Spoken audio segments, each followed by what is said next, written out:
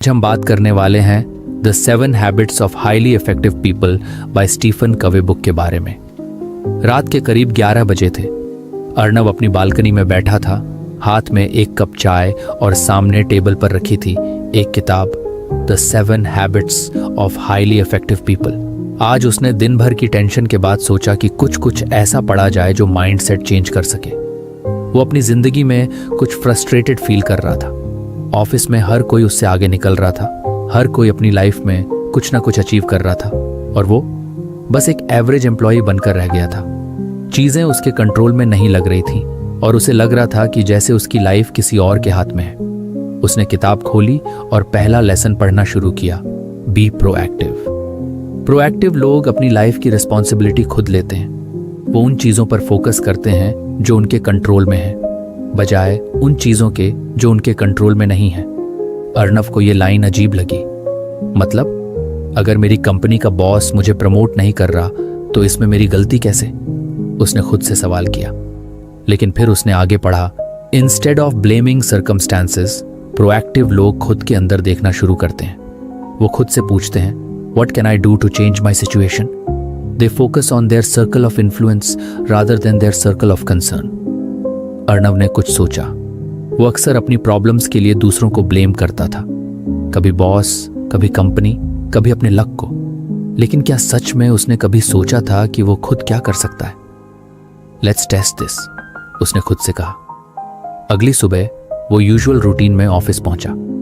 हर दिन की तरह आज भी बॉस की डांट पड़ी क्योंकि वो किसी डेडलाइन मिस कर चुका था।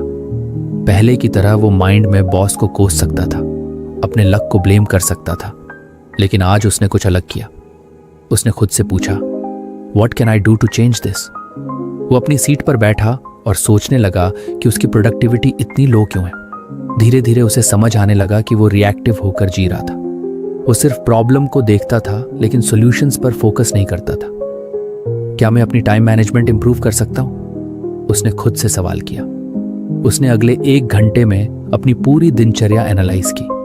उसे समझ आया कि वो अपना टाइम बहुत वेस्ट करता है, सोशल मीडिया, रैंडम गॉसिप, बिना मतलब की मीटिंग्स। ओके, तो सॉल्यूशन यही है कि मैं अपने टाइम को बेटर मैनेज करूं। उसने कुछ छोटे छोटे चेंजेस करने का फैसला किया। पहला, उसने सुबह ऑफिस आते ही सबसे पहले इंपॉर्टेंट टास्क्स की लिस्ट बनाई। जो सबसे जरूरी था उसे पहले करने का रूल बनाया। दूसरा, उसने मीटिंग्स में कम बोलने और ज्यादा सुनने का तरीका अपनाया ताकि वो सिर्फ इंपॉर्टेंट डिस्कशंस में कंट्रीब्यूट कर सके। तीसरा, सोशल मीडिया और यूजलेस डिस्ट्रैक्शंस को मिनिमाइज किया। उसने अपने फोन में एक ऐप लगा ली जो उसे ट्रैक करने लगी कि वो कितना टाइम कहां बर्बाद कर रहा है। अब उसे कुछ डेज तक वेट करना था कि ये छोटे छोटे बदलाव उसकी लाइफ में क्या इफेक्ट डालते हैं। 3 हफ्ते बाद अर्नव को एक चेंज फील हुआ। उसकी परफॉर्मेंस इंप्रूव हो रही थी, बॉस की कंप्लेंट्स कम हो गई थी और सरप्राइजिंगली उसी बॉस ने एक दिन उसकी तारीफ भी कर दी, good work Arnav, you are improving.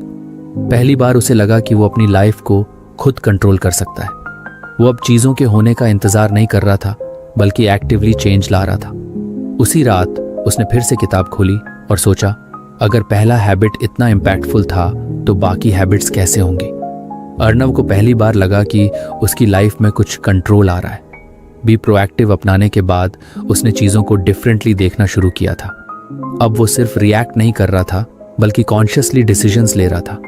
लेकिन फिर भी उसे लग रहा था कि कुछ मिसिंग है। उसने अपनी जॉब में कुछ इम्प्रूवमेंट तो कर ली थी, लेकिन क्या यही उसका एंड गोल था? क्या उसे पूरी जिंदगी बस एफिशिएंसी इंप्रूव करने में लगानी थी? उसने अपनी कंपनी में बड़े बड़े मैनेजर्स को देखा, कई सालों की मेहनत के बाद भी वो स्ट्रेस्ड और अनहैप्पी लगते थे। अगर यही उसकी अंतिम डेस्टिनेशन थी तो क्या वो सच में इस रास्ते पर जाना चाहता था? उस रात फिर से किताब खोली। इस बार अगला लेसन था, begin with the end in mind. Before you take action, envision your ultimate goal. What do you truly want in life? What legacy do you want to leave behind? Arnav कुछ कंफ्यूज हुआ। End goal, legacy? अभी तो मेरी जिंदगी सही से चल भी नहीं रही, मैं इतने बड़े सवालों के बारे में कैसे सोचूं? लेकिन फिर उसने सोचा, अगर आज से 20 साल बाद वो अपनी जिंदगी को पीछे मुड़कर देखेगा तो उसे क्या दिखेगा? उसने किताब में आगे पढ़ा, एक व्यक्तिगत मिशन स्टेटमेंट बनाएं जो आपके उद्देश्य, मूल्य और लंबी अवधि की दृष्टि को परिभाषित करता है। मिशन स्टेटमेंट, उसने खुद से कहा, जैसे कंपनीज की होती है। फिर उसने सोचा क्यों ना अपनी लाइफ को भी एक कंपनी की तरह देखा जाए। अगर कंपनीज को बिना विजन के नहीं चलाया जा सकता तो एक इंसान अपनी लाइफ बिना विजन के कैसे चला सकता है। किताब में एक एक्सरसाइज थी, अपने अंतिम संस्कार में आप क्या करेंगे। People are gathered to talk about your life, what do you want them to say about you. ये पढ़ते ही अर्णव के रोंगटे खड़े हो गए। अगर आज मेरी जिंदगी खत्म हो जाती तो लोग क्या कहते। He was a hard working employee, he always met his deadlines. नहीं, उसे इससे कुछ बड़ा चाहिए था। अगर आपको हमारी फ्री समरी अच्छी लगती है तो आप हमारे चैनल को सब्सक्राइब कर सकते हैं, हमारी मेंबरशिप खरीद सकते हैं या हमें यूपीआई के थ्रू सपोर्ट कर सकते हैं। अब समरी पर वापस चलते हैं। उसने अपनी डायरी निकाली और लिखना शुरू किया। मैं चाहता हूं कि लोग कहें कि अर्णव ने अपनी जिंदगी सिर्फ सर्वाइवल में नहीं बिताई, बल्कि उसने सच में कुछ क्रिएट किया, कुछ ऐसा जिससे लोगों को इंस्पिरेशन मिले। मैं चाहता हूं कि मेरी लाइफ सिर्फ एक पे चेक के पीछे भागने की कहानी ना हो, बल्कि एक मीनिंगफुल इम्पैक्ट की कहानी हो। अब सवाल था, मुझे सच में क्या चाहिए? अर्णव ने सोचा। वो क्या करना चाहता था? क्या वो हमेशा एक कॉर्पोरेट जॉब में रहना चाहता था या उसके अंदर कुछ और करने की इच्छा थी? उसने अपनी ओल्ड मेमोरीज को रिवाइंड किया। उसे लिखने का शौक था। बचपन में वो स्टोरीज लिखा करता था, लेकिन जैसे जैसे बड़ा हुआ प्रैक्टिकल लाइफ में वो ड्रीम पीछे छूट गया। क्या मैं सच में अपनी राइटिंग को परस्यू कर सकता हूं? पहले तो ये थॉट अनरियलिस्टिक लगा। राइटिंग में पैसा कहां था? लेकिन फिर उसने किताब की एक और लाइन पढ़ी, अपने वर्तमान परिस्थितियों पर आधारित अपने आप को सीमित न करें। Envision what you truly want and then align your actions accordingly. उसने एक डिसीजन लिया। वो अपनी लाइफ को सिर्फ जॉब तक लिमिट नहीं करेगा, वो राइटिंग को सीरियस लेगा। उसने अपनी डायरी में लिखा, my mission is to create stories that inspire people. मैं चाहता हूं कि मेरे वर्ड्स से लोगों की जिंदगी में कुछ पॉजिटिविटी आए। अब सवाल था, मैं अपनी डेली लाइफ को इस विजन के साथ कैसे अलाइन करूं? अभी उसकी लाइफ का पूरा फोकस जॉब पर था। वो पूरा दिन ऑफिस में बिताता, फिर घर आकर थक कर सो जाता। अगर उसे राइटिंग को अपनी लाइफ का पार्ट बनाना था तो उसे कुछ चेंजेस करने थे। 1. Time block for writing. उसने डिसाइड किया कि रोज सुबह 1 घंटा सिर्फ राइटिंग के लिए रखेगा। भले ही ये मुश्किल हो, लेकिन अगर वो सीरियस था तो उसे ये करना होगा। 2. Weekend writing project. उसने सोचा कि हर वीकेंड एक शॉर्ट स्टोरी लिखेगा और उसे किसी ऑनलाइन प्लेटफॉर्म पर पब्लिश करेगा। 3. Learn from the best. उसने टॉप ऑथर्स की बुक्स और ब्लॉग्स पढ़ना शुरू किया ताकि वो अपने क्राफ्ट को इम्प्रूव कर सके। अगले कुछ हफ्तों में उसने इस नए रूटीन को फॉलो करना शुरू किया। पहले तो मुश्किल लगी, लेकिन धीरे धीरे ये हैबिट बन गई। और सबसे इंटरेस्टिंग बात, राइटिंग करने के बाद वो खुद को ज्यादा अलाइव फील करता था। जॉब अभी भी थी, लेकिन अब वो सिर्फ सर्वाइवल का हिस्सा नहीं थी। अब उसे लग रहा था कि उसकी लाइफ में कुछ और भी है जो उसे सच में एक्साइट करता है। एक दिन उसने अपनी पहली शॉर्ट स्टोरी ऑनलाइन पब्लिश की। ये बस एक छोटी सी शुरुआत थी, लेकिन ये पहली बार था जब उसने अपने कंफर्ट जोन से बाहर निकलकर कुछ किया था। उस रात उसने फिर से अपनी डायरी खोली और लिखा, आज पहली बार लगा कि मैं सिर्फ जी नहीं रहा, बल्कि अपनी जिंदगी को कॉन्शियसली डिजाइन कर रहा हूं। अर्णव की लाइफ अब पहले जैसी नहीं थी। उसे एक डायरेक्शन मिल गई थी, एक गोल, एक मिशन। राइटिंग सिर्फ एक हॉबी नहीं रह गई थी, बल्कि उसकी आइडेंटिटी बनने लगी थी। लेकिन जैसे जैसे वो इस नए पैशन में घुसता जा रहा था, वैसे वैसे उसे एक नई प्रॉब्लम महसूस हो रही थी। टाइम। ऑफिस का वर्कलोड बढ़ता जा रहा था, डेडलाइंस टाइट हो रही थी। घर आते ही वो इतना एग्जॉस्टेड हो जाता कि राइटिंग के लिए एनर्जी ही नहीं बचती थी। वीकेंड्स पर भी वो अक्सर दोस्तों के साथ हैंग आउट या बाकी कामों में उलझ जाता और राइटिंग का टाइम कहीं गायब हो जाता। उसे लगा कि वो फिर से उसी ओल्ड साइकिल में फंसने लगा है, दिन जॉब के नाम और नाइट्स फ्रस्ट्रेशन के नाम। राइटिंग का एक्साइटमेंट था, लेकिन टाइम मैनेज करने की कोई स्ट्रैटेजी नहीं थी। एक रात जब वो बालकनी में बैठा था, उसने किताब के अगले लेसन को खोला, पहली चीजें पहले। प्रभावी व्यक्ति कार्यों को प्राथमिकता देते हैं, importance rather than urgency. Arnav को लगा कि ये लाइन उसके लिए ही लिखी गई थी। उसने खुद से पूछा, क्या मैं अपनी लाइफ में सच में इंपॉर्टेंट चीज़ों को प्रायोरिटाइज कर रहा हूँ या सिर्फ अर्जेंट चीज़ों के पीछे भाग रहा हूँ? यहीं पर उसे समझ आया कि उसकी प्रॉब्लम टाइम की कमी नहीं थी। प्रॉब्लम थी कि वो अपने टाइम को सही तरीके से एलोकेट नहीं कर रहा था। वो रिएक्टिव होकर हर दिन बस उन चीज़ों को कर रहा था जो अर्जेंट लगती थी। बॉस का कोई नया काम, किसी दोस्त का अचानक का प्लान, सोशल मीडिया पर किसी का रैंडम मैसेज। लेकिन जो चीज़ सच में इंपॉर्टेंट थी, राइटिंग, वो हमेशा पीछे छूट जाती थी। इस रियलाइजेशन ने उसे सोचने पर मजबूर कर दिया। अगले दिन उसने अपने पूरे हफ्ते का एक स्केड्यूल बनाया। इस बार उसने काम को 2 कैटेगरीज में डिवाइड किया, अर्जेंट और इम्पॉर्टेंट। अर्जेंट टास्क्स वे थे जिन्हें तुरंत अटेंशन चाहिए थी, meetings, deadlines, emergency emails. Important tasks वे थे जो उसकी लॉन्ग टर्म ग्रोथ से जुड़े थे, writing, learning new skills, fitness और डीप वर्क। फिर उसने खुद से एक सिंपल सवाल पूछा, अगर मैं अपनी लाइफ को अपने वैल्यूज और गोल्स के हिसाब से डिजाइन करूं तो मेरा स्केड्यूल कैसा दिखेगा? पहली चीज जो उसने की वो थी मॉर्निंग का पहला आवर सिर्फ राइटिंग के लिए रिजर्व करना। वो जानता था कि दिन भर की केओस में राइटिंग पीछे छूट सकती थी, लेकिन अगर उसने इसे सुबह सबसे पहले कर लिया तो कोई भी डिस्ट्रैक्शन इसे रोक नहीं पाएगा। दूसरी चीज, उसने एक टेक्निक अपनाई, टाइम ब्लॉकिंग। अब हर चीज के लिए एक फिक्स्ड टाइम था।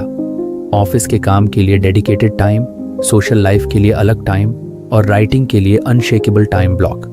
तीसरी चीज, उसने नो कहना सीख लिया। पहले वो हर चीज के लिए अवेलेबल रहता था। किसी दोस्त ने अचानक बुला लिया, कोई रैंडम काम आ गया, सोशल मीडिया पर कुछ डिस्ट्रैक्ट कर दिया। अब उसने सीखा कि हर चीज जरूरी नहीं होती। अगर कुछ उसके मिशन के खिलाफ जा रहा था तो उसने उसे मना करना शुरू कर दिया। पहले कुछ दिन मुश्किल लगे। दोस्तों को लगा कि वो अवॉइड कर रहा है, बॉस को लगा कि वो कम एक्सेसिबल हो गया है, लेकिन धीरे धीरे उसने महसूस किया कि उसकी लाइफ ज्यादा कंट्रोल्ड और पीसफुल हो गई है। अब उसके पास राइटिंग के लिए टाइम था। वो रोज कुछ कुछ लिखता और वीकेंड्स पर लंबी राइटिंग सेशंस रखता। 1 महीने बाद उसने महसूस किया कि उसकी प्रोडक्टिविटी कई गुना बढ़ चुकी थी। अब वो रैंडमली काम करने के बजाय प्रायोरिटी बेस्ड डिसीजंस ले रहा था। एक दिन जब उसने अपनी दूसरी शॉर्ट स्टोरी पब्लिश की तो उसे एक ईमेल आई, hey Arnav, I read your story and it was amazing, I could really connect with it, looking forward to more. ये उसका पहला रीडर था जिसने उसे डायरेक्ट ही मैसेज किया था। पहली बार उसे लगा कि उसकी राइटिंग किसी को इम्पैक्ट कर रही है। उसने उस रात अपनी डायरी में लिखा, अब मैं सिर्फ बिजी नहीं हूं, मैं सही चीजों में बिजी हूं। अर्णव की लाइफ में धीरे धीरे बदलाव आ रहा था। अब वो सिर्फ रैंडमली काम नहीं कर रहा था, बल्कि प्रायोरिटी और फोकस के साथ अपने गोल्स को अचीव करने की कोशिश कर रहा था। उसका टाइम मैनेजमेंट इंप्रूव हो गया था और राइटिंग भी एक हैबिट बन चुकी थी। लेकिन एक चीज अभी भी उसे परेशान कर रही थी, उसके रिश्ते, चाहे वो ऑफिस में हो या पर्सनल लाइफ में। वो महसूस करने लगा था कि कई बार लोग उससे नाराज रहते थे। ऑफिस में कॉलीग्स को लगता कि वो बहुत सेल्फ सेंटर्ड हो गया है क्योंकि अब वो हर काम में हाँ नहीं करता था। घर में पेरेंट्स को लगता कि वो अपनी जॉब और राइटिंग में इतना बिजी हो गया है कि उनके लिए समय ही नहीं निकालता। एक दिन जब उसने अपने दोस्त रोहित से मिलने के लिए टाइम निकाला तो रोहित ने मजाक में कहा, भाई तू सक्सेस की सीढ़ी तो चढ़ रहा है, पर अकेले मत चढ़ जाना। अर्णव को ये बात दिल पर लग गई। क्या सच में वो अपनी ग्रोथ के चक्कर में बाकी लोगों से दूर होता जा रहा था? उसी रात जब उसने किताब खोली तो अगला लेसन था, think win win. True success not about winning over others but about creating situations where every wins. Arnav को पहली बार एहसास हुआ कि उसने हमेशा सक्सेस को एक कंपटीशन की तरह देखा था। जैसे ऑफिस में प्रमोशन का मतलब था कि कोई और पीछे रह जाए, राइटिंग में आगे बढ़ने का मतलब था कि उसे बाकी चीजों को इग्नोर करना पड़े। लेकिन क्या सच में हर चीज जीरो सम गेम होती है? उसने अपनी लाइफ को एनालाइज किया। ऑफिस में उसने देखा कि कई बार वो खुद ही अननेसेसरी कंपटीशन क्रिएट करता था। जब भी कोई नया प्रोजेक्ट आता तो वो बस खुद को प्रूव करने में लग जाता, बिना ये सोचे कि पूरी टीम को साथ लेकर चलना ज्यादा फायदेमंद हो सकता है। घर में उसे एहसास हुआ कि वो अपने पेरेंट्स और दोस्तों को इग्नोर कर रहा था। उसे लगता था कि अगर वो उनके लिए टाइम निकालेगा तो उसके पर्सनल गोल्स सफर करेंगे। लेकिन शायद ऐसा नहीं था। What if success is not about me versus them, but me with them? अगले ही दिन उसने एक नया अप्रोच अपनाने की सोची। ऑफिस में जब एक नया प्रोजेक्ट असाइन हुआ तो उसने पहली बार अपनी टीम के साथ ओपन डिस्कशन की।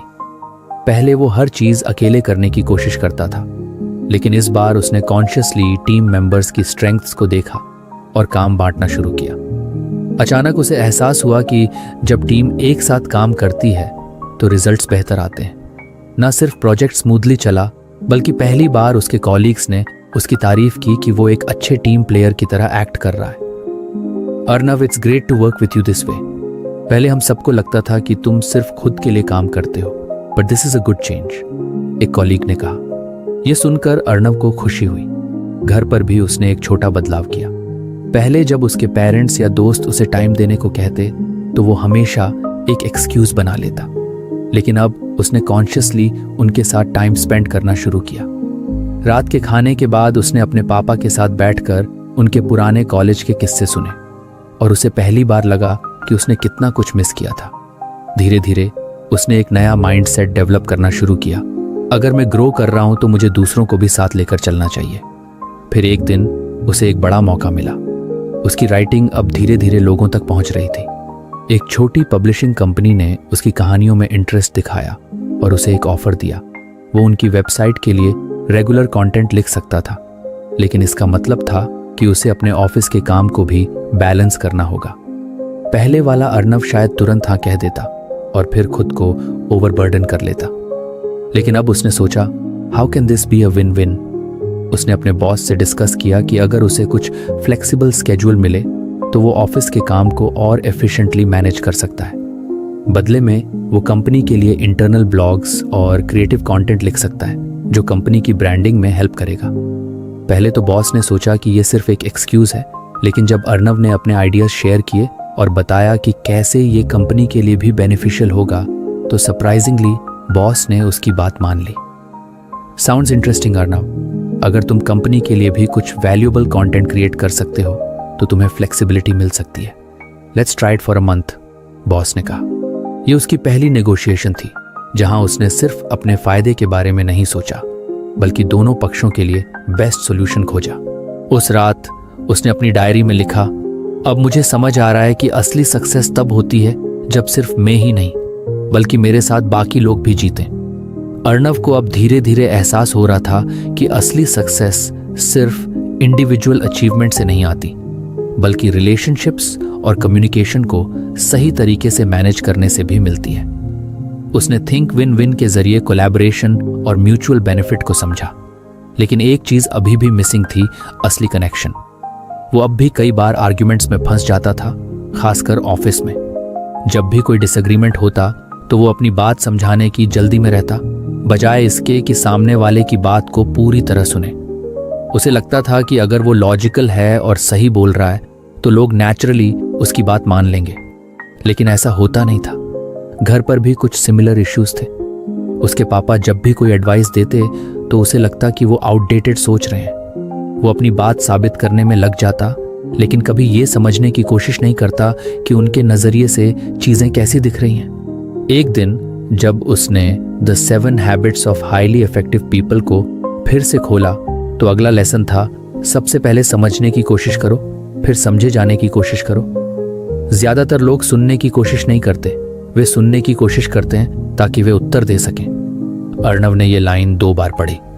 उसे लगा कि यह उसके ऊपर पूरी तरह फिट बैठ रही थी। वो खुद को एक अच्छा कम्युनिकेटर समझता था, लेकिन क्या वो सच में दूसरों को समझने की कोशिश कर रहा था या फिर बस जवाब देने की जल्दी में था? अगले कुछ दिनों तक उसने खुद को ऑब्जर्व किया। जब भी कोई उससे बात करता वो अपने दिमाग में रिप्लाई तैयार करने लगता, बजाय इसके कि सामने वाले की पूरी बात सुने। अब उसने एक नया एक्सपेरिमेंट करने का सोचा।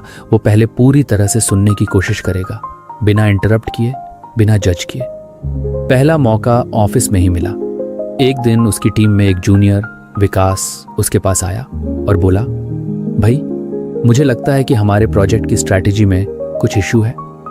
पहले वाला अर्नव तुरंत अपना डिफेंस मोड ऑन कर देता, नहीं, स्ट्रैटेजी सही है, तुम शायद पूरी तरह समझे नहीं हो। लेकिन इस बार उसने कॉन्शियसली खुद को रोक लिया। उसने पूछा, क्या इशू लग रहा है तुम्हें? विकास ने कुछ हिचकिचाहट के बाद समझाना शुरू किया कि कैसे उनकी स्ट्रैटेजी लॉन्ग टर्म में इफेक्टिव नहीं होगी और कुछ इंप्रूवमेंट्स हो सकते हैं। पहली बार अर्णव ने खुद को सिर्फ सुनने पर फोकस करते हुए पाया, बिना बीच में टोकने, बिना काउंटर आर्ग्यूमेंट देने। जब विकास ने अपनी बात पूरी कर ली तब अर्णव ने सोचा, शायद ये सच में एक वैलिड पॉइंट है। तुम्हारी बात में दम है, अर्णव ने कहा। चलो इस पर कुछ और सोचते हैं और कुछ मॉडिफिकेशंस करते हैं। विकास का चेहरा ब्राइटन हो गया। उसने एक्सपेक्ट नहीं किया था कि अर्णव उसकी बात को इतनी सीरियसली लेगा। ये पहली बार था जब अर्णव ने महसूस किया कि सिर्फ सुनने भर से ही लोगों के साथ उसका रिश्ता बेहतर हो सकता है। घर पर भी उसने ये टेक्निक अपनाई। एक रात जब उसके पापा फिर से करियर और स्टेबिलिटी को लेकर बात करने लगे तो इस बार अर्णव ने रिएक्ट करने की बजाय पहले उन्हें पूरा सुना। बेटा, मैं बस ये चाहता हूं कि तुम फाइनेंशियली सिक्योर रहो। राइटिंग अच्छी बात है, लेकिन जॉब भी इंपॉर्टेंट है। मैं नहीं चाहता कि तुम रिस्क लो और फिर बाद में पछताओ। पहले अर्णव इस बात को एक रिस्ट्रिक्शन की तरह देखता था। उसे लगता था कि उसके पापा उसकी एम्बिशन को समझ नहीं रहे, लेकिन इस बार उसने सोचा, शायद वो डर रहे हैं कि मैं स्ट्रगल करूंगा, क्योंकि उन्होंने खुद कभी स्टेबिलिटी के लिए फाइट किया होगा। इस बार उसने काल्मली जवाब दिया, पापा, मैं आपकी कंसर्न को समझता हूं। आप नहीं चाहते कि मैं किसी ऐसी चीज में अपना टाइम लगाऊं जो फ्यूचर में रिस्क बन जाए, लेकिन मैं इसे वेल प्लान्ड तरीके से कर रहा हूं। जॉब मेरी प्रायोरिटी रहेगी, लेकिन मैं राइटिंग को भी स्लोली बिल्ड करूंगा। उसके पापा पहली बार शांत दिखे। अगर तुमने सब सोच रखा है तो ठीक है, मुझे बस ये देखना था कि तुम बिना सोचे समझे कोई बड़ा कदम तो नहीं उठा रहे, उन्होंने कहा। पहली बार अर्णव को लगा कि रियल कम्युनिकेशन का मतलब सिर्फ अपनी बात रखना नहीं होता, बल्कि सामने वाले के इमोशंस और पर्सपेक्टिव को भी समझना होता है।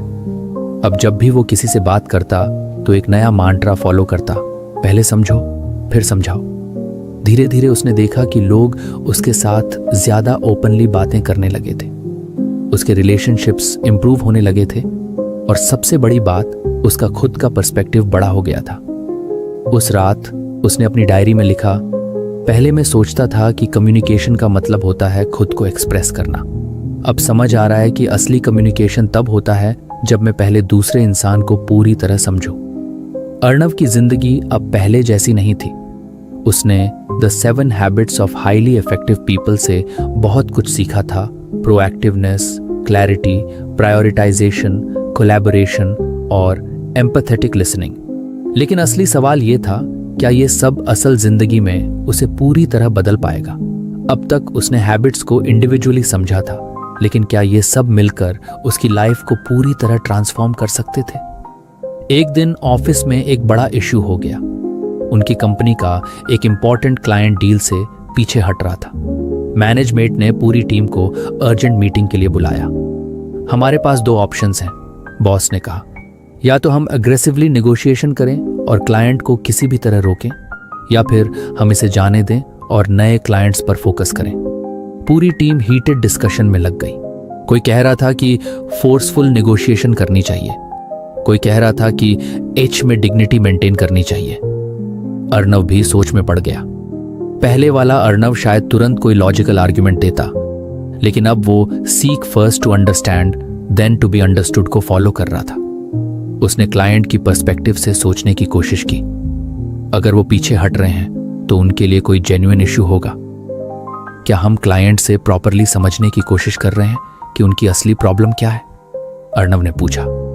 बॉस ने चौंक कर उसे देखा। मतलब हम सिर्फ अपनी तरफ से सोच रहे हैं। शायद उन्हें कोई फाइनेंशियल या स्ट्रेटेजिक इशू हो। क्या हमने उनसे एम्पैथेटिकली बात करने की कोशिश की? बॉस ने कुछ देर सोचा और फिर अर्णव से कहा, तुम्हें क्या लगता है एच में कैसे अप्रोच करना चाहिए?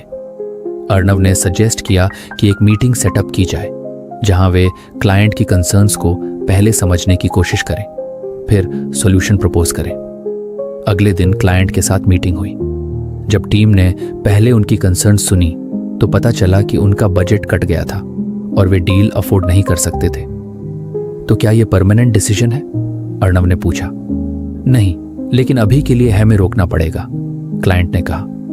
अगर हम आपको कुछ फ्लेक्सिबल पेमेंट ऑप्शन दें और कुछ कस्टमाइजेशन करें तो क्या आप डील रिकंसिडर करेंगे? क्लाइंट ने सोचा और बोला, अगर ऐसा हो सकता है तो हम इंटरेस्टेड होंगे।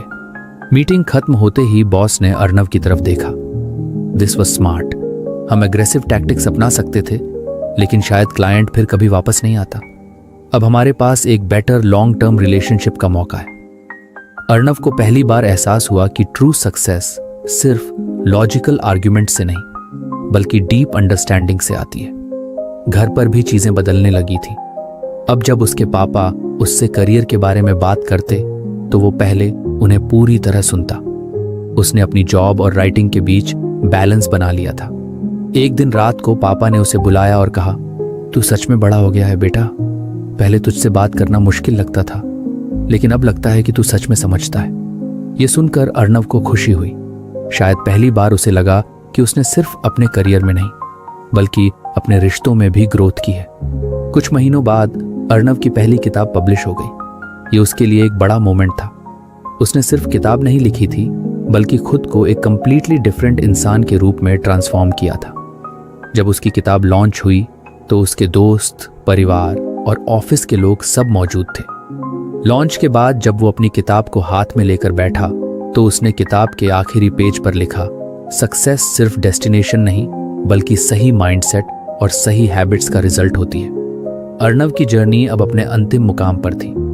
उसने the 7 habits of highly effective people से बहुत कुछ सीखा था। हर आदत ने उसे एक नया पर्सपेक्टिव दिया जिससे उसकी लाइफ में बदलाव आया। लेकिन क्या ये बदलाव सिर्फ टेम्पोरेरीली थे या उसने सच में एक नई सोच को अपना लिया था? आज जब वह अपनी पहली किताब के लॉन्च इवेंट में बैठा था तो उसके दिमाग में पिछले कुछ महीनों की यादें घूम रही थीं। ये सफ़र आसान नहीं था, लेकिन हर स्टेप पर उसने कुछ सीखा था। बी प्रोएक्टिव, जिम्मेदारी खुद लो। पहली चीज जो उसने सीखी थी वो थी बी प्रोएक्टिव, अपनी जिंदगी की जिम्मेदारी खुद उठाना। पहले वो हमेशा एक्सटर्नल सिचुएशंस को ब्लेम करता था, कभी ऑफिस, कभी फैमिली एक्सपेक्टेशंस, कभी टाइम की कमी। लेकिन जब उसने समझा कि वो खुद चूज कर सकता है कि किसी सिचुएशन पर कैसे रिएक्ट करना है, तो चीजें बदल गईं। अब जब भी कोई चैलेंज आता वो एक्सक्यूजेस नहीं बनाता बल्कि सॉल्यूशंस ढूंढता।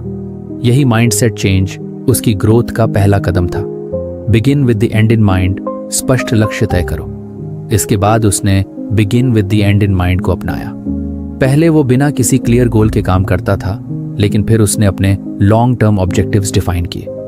उसने खुद से पूछा, मैं आखिर चाहता क्या हूं? जब उसने एक पर्सनल मिशन स्टेटमेंट लिखा तो उसे क्लैरिटी मिली। उसे समझ आया कि वो सिर्फ जॉब में सरवाइव करने के लिए नहीं बल्कि राइटिंग को अपने पैशन के रूप में ग्रो करने के लिए मेहनत कर रहा है। उसने छोटे छोटे स्टेप्स बनाए और धीरे धीरे अपनी डायरेक्शन सेट की। पुट फर्स्ट थिंग्स फर्स्ट, जरूरी चीजों को प्राथमिकता दो। जब गोल्स क्लियर हो गए तो अगला स्टेप था पुट फर्स्ट थिंग्स। फर्स्ट जो सबसे जरूरी है उसे पहले करो। पहले वो रैंडम चीजों में टाइम वेस्ट करता था, लेकिन अब उसने अपनी प्रायोरिटीज सेट की। उसने सीखा कि अर्जेंट काम हमेशा इंपॉर्टेंट नहीं होते और इंपॉर्टेंट काम हमेशा अर्जेंट नहीं होते। उसने अपनी एनर्जी और टाइम को स्मार्टली मैनेज करना शुरू किया। राइटिंग, जॉब और पर्सनल लाइफ के बीच बैलेंस बनाना उसके लिए आसान हो गया। थिंक विन विन, सबके लिए फायदेमंद समाधान खोजो। धीरे धीरे उसने ये भी समझा कि सक्सेस सिर्फ कंपटीशन नहीं है, सब साथ मिलकर आगे बढ़ सकते हैं। थिंक विन विन ने उसे सिखाया कि म्यूचुअल बेनिफिट को प्राथमिकता देना ज्यादा बेहतर होता है। ऑफिस में जब उसने अपनी टीम को इन्वॉल्व करना शुरू किया तो टीम वर्क इंप्रूव हुआ। घर में जब उसने अपने पेरेंट्स के पर्सपेक्टिव को समझा तो उनके साथ उसका बॉन्ड मजबूत हुआ। Seek first to understand then to be understood. पहले समझो फिर समझाओ। लेकिन सबसे बड़ा बदलाव तब आया जब उसने seek first to understand then to be understood को अपनाया। पहले वो हमेशा अपनी बात साबित करने की कोशिश करता था, लेकिन अब उसने एम्पैथेटिक लिसनिंग को अपनाया। इस बदलाव से उसकी रिलेशनशिप्स में गहरा फर्क पड़ा। ऑफिस में जब उसने जूनियर कॉलीग्स की बातें सुनी तो उनका कॉन्फिडेंस बढ़ा।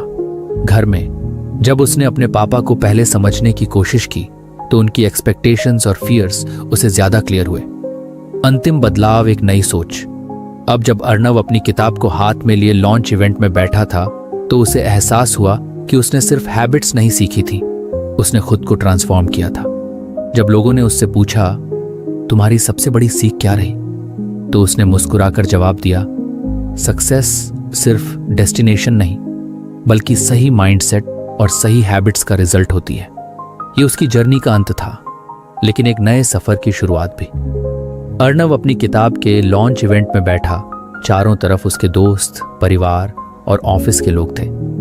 स्टेज पर उसकी पहली किताब रखी थी, एक ऐसी किताब जिसे लिखने का सपना उसने बहुत पहले देखा था, लेकिन अब जाकर पूरा हुआ था। वो सोचने लगा कि अगर उसने the 7 habits of highly effective people नहीं पढ़ी होती तो शायद आज वो यहाँ नहीं होता। किताब ने उसे सिर्फ बेहतर इंसान बनने में मदद नहीं की थी, बल्कि उसे खुद को समझने और जिंदगी को नए नजरिए से देखने का तरीका सिखाया था। उसने उन आदतों को सिर्फ पढ़ा नहीं, बल्कि अपनी जिंदगी में उतारा और उन पर अमल किया। पहला सबक था बी प्रोएक्टिव, अपनी जिंदगी की जिम्मेदारी खुद लेना। पहले जब भी कोई दिक्कत आती, वो बाहरी चीजों को ब्लेम करता था, कभी टाइम की कमी, कभी दूसरों की एक्सपेक्टेशंस। लेकिन फिर उसने सीखा कि असली बदलाव तब आता है जब हम हालात को दोष देने की बजाय उन पर अपना कंट्रोल लाने की कोशिश करते हैं। उसने छोटे छोटे बदलाव करने शुरू किए, अपने रिएक्शंस को कंट्रोल करना, अपने इमोशंस पर काम करना और हर सिचुएशन को एक अपॉर्चुनिटी की तरह देखना। दूसरा सबक था begin with the end in mind, यानी जिंदगी में स्पष्टता लाना। पहले वो बस हर दिन को जैसे तैसे निकाल रहा था, लेकिन फिर उसने सोचा, आखिर मैं करना क्या चाहता हूं। उसने एक पर्सनल मिशन स्टेटमेंट लिखा जिसमें उसकी वैल्यूज, गोल्स और लॉन्ग टर्म विजन था। यह स्टेटमेंट उसे हर दिन रिमाइंड कराता कि उसे किस डायरेक्शन में बढ़ना है। अब उसके पास सिर्फ सपने नहीं थे, बल्कि उन्हें पूरा करने का एक प्लान भी था। जब डायरेक्शन क्लियर हो गई तो अगला चैलेंज था सही प्रायोरिटीज सेट करना। पुट फर्स्ट थिंग्स फर्स्ट ने उसे सिखाया कि सिर्फ अर्जेंट चीजों पर नहीं, बल्कि इंपॉर्टेंट चीजों पर फोकस करना जरूरी है। पहले वो छोटी छोटी चीजों में उलझ जाता था, जिससे उसकी राइटिंग और सेल्फ ग्रोथ के लिए टाइम ही नहीं बचता था। लेकिन जब उसने अपनी प्रायोरिटीज सेट की तो उसने जाना कि सही प्लानिंग और टाइम मैनेजमेंट से हर काम को बैलेंस किया जा सकता है। धीरे धीरे उसने समझा कि जिंदगी सिर्फ पर्सनल सक्सेस के बारे में नहीं है, बल्कि ये इस बारे में भी है कि हम दूसरों के साथ कैसे इंटरेक्ट करते हैं। थिंक विन विन ने उसे सिखाया कि कंपटीशन से ज्यादा कोलैबोरेशन जरूरी है। जब उसने दूसरों के साथ काम करने के नए तरीके अपनाए तो उसने देखा कि कैसे एक पॉजिटिव माइंडसेट से रिश्ते और भी मजबूत हो सकते हैं। लेकिन सबसे बड़ा बदलाव तब आया जब उसने seek first to understand then to be understood पर काम किया। पहले वो हर कॉन्वर्जेशन में अपनी बात साबित करने की कोशिश करता था, लेकिन अब उसने एम्पैथेटिक लिसनिंग को अपनाया। उसने दूसरों की फीलिंग्स, इमोशंस और पर्सपेक्टिव्स को समझना शुरू किया। इससे उसकी रिलेशनशिप्स और भी बेहतर हुई, घर पर, ऑफिस में और दोस्तों के साथ। अब जब वो अपनी किताब की तरफ देख रहा था तो उसे एहसास हुआ कि उसने सिर्फ किताब नहीं लिखी थी, उसने अपनी जिंदगी के हर पहलू को बेहतर बनाया था। ये सफर सिर्फ प्रोफेशनल सक्सेस तक सीमित नहीं था, बल्कि एक ऐसे इंसान बनने का था जो अपनी जिंदगी को बेहतर समझता था, जो अवेयर था और जो खुद को और दूसरों को समझने की कोशिश करता था। इवेंट में जब उससे पूछा गया, अगर तुम एक लाइन में अपनी सबसे बड़ी सीख बताओ तो वो क्या होगी, अर्णव मुस्कुराया और जवाब दिया, सक्सेस सिर्फ डेस्टिनेशन नहीं, बल्कि सही माइंडसेट और सही हैबिट्स का रिजल्ट होती है। आज उसकी किताब लॉन्च हो रही थी, लेकिन यह सिर्फ एक नई शुरुआत थी। उसकी जर्नी अभी भी जारी थी और शायद ये सफर कभी खत्म होने वाला नहीं था। तो फ्रेंड्स, ये थी हमारी आज की बुक समरी। आपको कैसी लगी कमेंट करके ज़रूर बताएं और धन्यवाद आपका समरी एंड तक सुनने के लिए।